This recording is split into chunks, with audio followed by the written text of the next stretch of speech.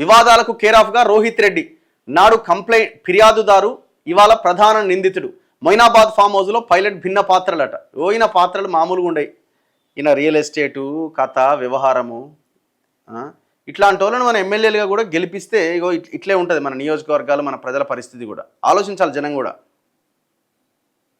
అయితే మొయినాబాద్ ఫామ్ హౌస్లో డ్రగ్స్ పార్టీలో పోలీసులకు పట్టుబడ్డ ఏలూరు ఎంపీ పుట్టా మహేష్ కుమార్ యాదవ్, కడప జిల్లా పొద్దుటూరుకు చెందిన టీటీడీ మాజీ చైర్మన్ టీడీపీ నేత పుట్టా సుధాకర్ యాదవ్ కొడుకటీన. ఓహో ఓకే, టీటీడీ చైర్మన్గా వ్యవహరించింది కదా పుట్టా సుధాకర్ యాదవ్ అన్నట్టు ఆయన కొడుకే ఈయన. 2024 పార్లమెంట్ ఎన్నికల్లో మహేష్ కుమార్ ఏలూరు లోక్సభ స్థానం నుంచి టీడీపీ తరపున పోటీ చేసి గెలిచారు. టీడీపీ సీనియర్ నేత యనమల రామకృష్ణుడు కుమార్తె దివ్యను మహేష్ కుమార్ పెళ్లి చేసుకుండు. తెలంగాణ మాజీ మంత్రి తలసాని శ్రీనివాస్ యాదవ్తో కూడా ఆయనకు బంధుత్వం ఉన్నది. మహేష్ కుమార్కు ఇన్ఫ్రాస్ట్రక్చర్, డిస్టిలరీ కంపెనీలతో పాటు పలు వ్యాపారాలు ఉన్నాయి. ప్రస్తుతం ఆయన పిఎస్కే ఇన్ఫ్రాస్ట్రక్చర్ అండ్ ప్రాజెక్ట్స్ అనే సంస్థకు మేనేజింగ్ డైరెక్టర్గా వ్యవహరిస్తున్నారు. దీంతో పాటు పీవీఎల్ మైన్స్ అండ్ మినరల్స్, నాంది కన్స్ట్రక్షన్ వంటి సంస్థల్లో భాగస్వామిగా ఉన్నారు. రాజస్థాన్కు చెందిన మాజీ ఎమ్మెల్యే నితీష్ శర్మతో కూడా మహేష్ కుమార్కు సన్నిహిత సంబంధాలు ఉన్నాయట. మరి ఈయనకు మరి పుట్టాకు రోహిత్ రెడ్డికి ఎట్లా మరి లింక్ ఉన్నదో. 2022 అక్టోబర్లో అప్పటి బీఆర్ఎస్ ప్రభుత్వాన్ని కూలదోసేందుకు ఎమ్మెల్యేలను కొనుగోలు చేస్తున్నారంటూ 3 వ్యక్తులను మొయినాబాద్లోని ఫామ్ హౌస్లో అరెస్టు చేయడం దేశవ్యాప్తంగా చర్చనీయాంశమైంది. ఆ 3 వ్యక్తులు బీజేపీకి చెందిన వారుగా పేర్కొంటూ వారిపై కుట్ర కేసును అప్పటి ప్రభుత్వం పెట్టింది. నాటి బీఆర్ఎస్ ఎమ్మెల్యే రోహిత్ రెడ్డి పోలీసుల సహకారంతో ఈ ఆపరేషన్ను వెనక ఉండి నడిపించిండు. మొత్తం ఆయనే, మొత్తం అంతా కెమెరాలు పెట్టించుడు, తెప్పించుడు, ఆ మొత్తం రికార్డు చేయించుడు. ఈ కొబ్బరి బోండాలు అనగానే వాళ్ళు ఎంటర్ అవుతారు, స్టీఫెన్ రవీంద్ర బ్యాచ్ అంతా అట్లా ఎంటర్ అయ్యి మొత్తం అంతా అక్కడ వ్యవహారం అంతా నడిపించుడు, ఇదంతా జరిగింది ఆ రోజు. ఆ మొత్తం ఈ కథ అంతా కేసీఆర్, రోహిత్ రెడ్డి వీళ్ళ ఇద్దరు కలిసి చేసిరు. ఆనాడు బేరసారాలు చేస్తున్నట్టుగా కథ అంతా నడిపి వీటిని కెమెరాల్లో రికార్డ్ చేయించారు. ఆయన ఫిర్యాదుతోనే ఈ వ్యవహారం అంతా నడిచింది. ఇందులో 3 వ్యక్తులను అరెస్ట్ చేసిన పోలీసులు బీజేపీ సహకారంతోనే ఇది జరిగినట్టుగా పేర్కొన్నారు. దీంతో అది రాజకీయ వివాదంగా మారింది. బీఆర్ఎస్ ప్రభుత్వాన్ని కాపాడేందుకే ఈ ఆపరేషన్ను తాను వెనక ఉండి నడిపినట్టు అప్పట్లో రోహిత్ రెడ్డి ప్రచారం చేసుకున్నాడు. ఈ సంఘటన తర్వాత ఆయనకు అప్పటి బీఆర్ఎస్ ప్రభుత్వం వై కేటగిరీతో భద్రత కల్పించింది. ఆ సిబ్బందితో రోహిత్ రెడ్డి చాలా హడావుడి చేసేవారు. సోషల్ మీడియాలో ప్రచారం చేసుకుంటూ భద్రతను దుర్వినియోగం కూడా చేసిండు. రోహిత్ రెడ్డి చాలా కాలంగా వివాదాలకు కేరాఫ్ అడ్రస్గా ఉంటున్నాడు. ఆయన ఎమ్మెల్యే కాకముందే రోహిత్ రెడ్డి యంగ్ లీడర్స్ పేరిట ప్రైవేట్ సెక్యూరిటీ ఏర్పాటు చేసుకొని కార్యక్రమాలు నిర్వహించేవారు. రిటైర్డ్ ఆర్మీ మెన్ రక్షణార్థం ఆయుధాల లైసెన్స్ ఇస్తే రోహిత్ రెడ్డి వారినే పర్సనల్ సెక్యూరిటీగా నియమించుకొని ఆయుధాలు దుర్వినియోగం చేశారని అప్పట్లో తాండూరులో కేసైంది. ఆ తర్వాత తాండూరులో భారీ కాన్వాయ్తో ప్రజలకు ఇబ్బంది కలిగించారని న్యూసెన్స్ కేసు పెట్టారు. తాండూరు రాఘవేంద్రనగర్ కాలనీలో అనుమతులు లేకుండా షెడ్ వేశారని పోలీసు బందోబస్తు మధ్య బల్దియా అధికారులు షెడ్డును కూల్చేశారు. అనంతరం ఎమ్మెల్యే అయిన తర్వాత రోహిత్ రెడ్డిపై హైదరాబాద్లో ఇంటెలిడెక్స్ కంపెనీ చెక్ బౌన్స్ కేసు పెట్టింది. ఇవే కాకుండా బెంగళూరులో ఒక సినీ నిర్మాత ఇచ్చిన డ్రగ్స్ పార్టీలో పాల్గొన్నారన్న ఆరోపణలపై అక్కడి పోలీసుల విచారణకు హాజరైంది. ఇటీవల మున్సిపల్ ఎన్నికల కౌంటింగ్ సందర్భంగా కౌంటింగ్ కేంద్రంలోకి ఎమ్మెల్యేను ఎలా అనుమతించారంటూ పోలీసులతో వాగ్వాదానికి దిగింది. ఈ సందర్భంలో పోలీసులను నెట్టివేయడంతో రోహిత్ రెడ్డిపై నాన్ బెయిలబుల్ కేసు అయింది.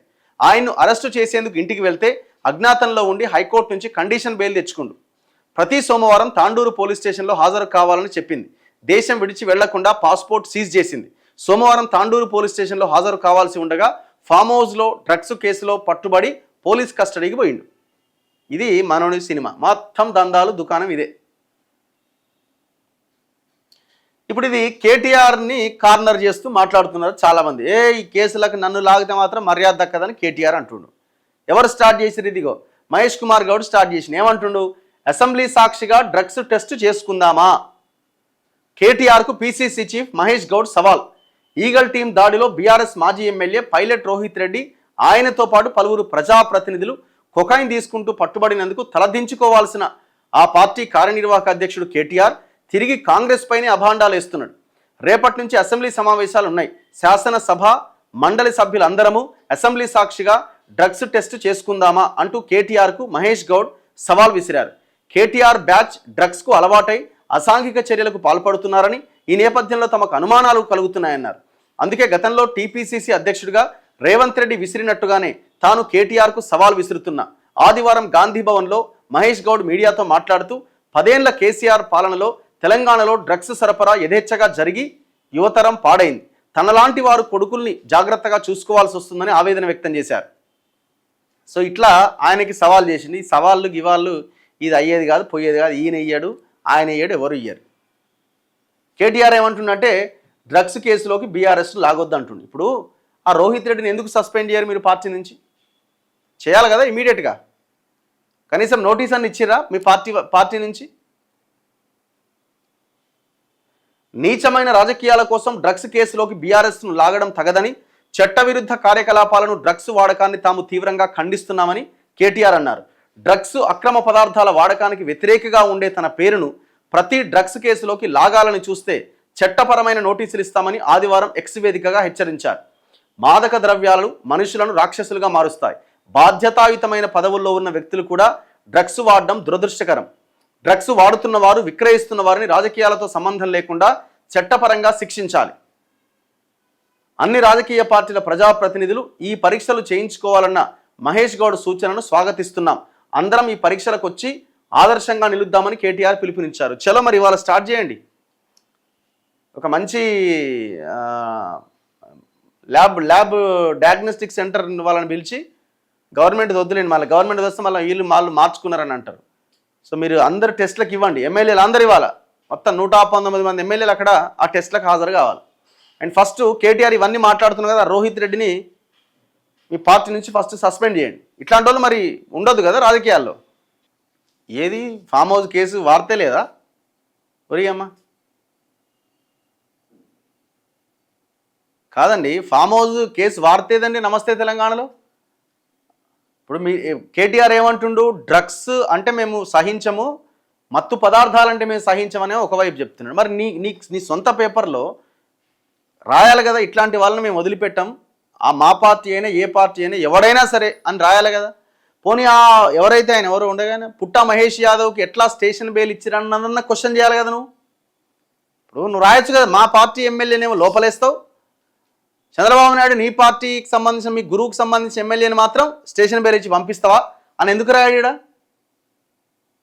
ఎందుకు రాయాలి చెప్పండి? వార్త ఏది అసలు ఇంట్లో? ఏది అసలు?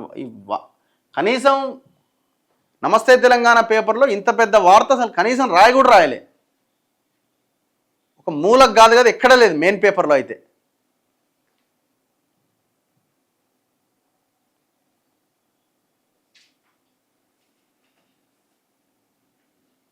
ఏది ఒక్కటన్నా ఒక వార్త?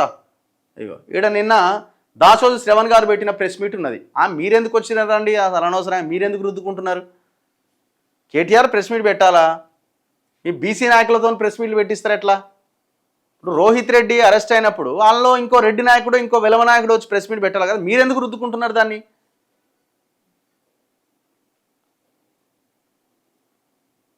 అసలు ఆ ఎమ్మెల్యేని ఇప్పటికే సస్పెండ్ చేయాలి కదా. ఏ పార్టీ అయినా కావచ్చు, ఆయన కాంగ్రెస్ కావచ్చు, ఇంకోటి ఇంకేదైనా కావచ్చు, ఇమీడియట్గా ఎమ్మెల్యేని సస్పెండ్ చేయాలి కదా. మరి ఆ ప్రయత్నం ఎందుకు చేయలే? కనీసం వాడు చంద్రబాబు నాయుడు ఏదో నోటీస్ అన్ని ఇచ్చిండు కదా, అది ఉడుతుందేలే. కానీ ఆయనకు స్టేషన్ బెయిల్ ఇవ్వడంలో కీలక పాత్ర ఆయనే పోషించుంటాడు, డౌటే లేదనలా. దానికి రేవంత్ ఇన్ఫ్లుయెన్స్ అయ్యి ఇవ్వమని ఉంటాడు. లేకపోతే ఎట్లా వస్తుందండి డ్రగ్స్ తీసుకున్నోడికి స్టేషన్ బెయిల్? మామూలుడికి వస్తుందా? ఇలా కనీసం అయితే వార్త కూడా రాయలే.